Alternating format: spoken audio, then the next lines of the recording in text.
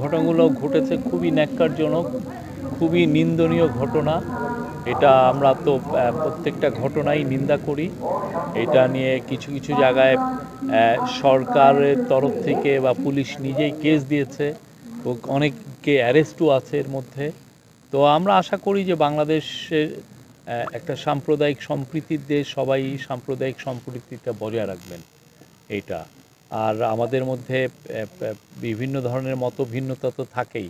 Extreme মশার coil plant fibre দিয়ে তৈরি, ডেঙ্গু চিকুনগুনিয়া বাহি সহ যে কোনো মশার বিরুদ্ধে দেয় এক্সট্রিম সুরক্ষা। আপনার আর আমি একই যে পথের পথিক হব তা তো না। তো তারপরেও কিন্তু যেটা করতে পারি যে আমি আপনাকে সম্মান করা, আপনি আমাকে সম্মান করা, এটা খুব ইম্পর্টেন্ট। আপনাকে সম্মান না করলে আমি কিভাবে সম্মানটা পাবো? তো এইটা যদি আমরা সবাই সবারকে পারস্পরিক সম্মান করতে পারি, আমার মনে হয় এই যে ঘটনাগুলো ঘটছে এগুলো আর ঘটবে না।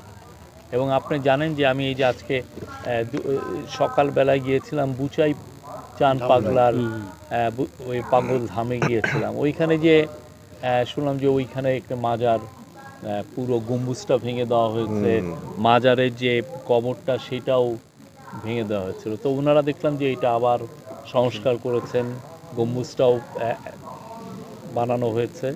তো এবং গত বছর ওনারা এই প্রোগ্রাম করতে পারেন নাই, মেলা এবং এই যে 7 দিনের যে ওরস হয় সেটা করতে পারেন নাই, বাট ওনারা বললেন যে মাজারের যে খাদেম তারা বললেন যে এই বছর এটা করবেন ওনারা।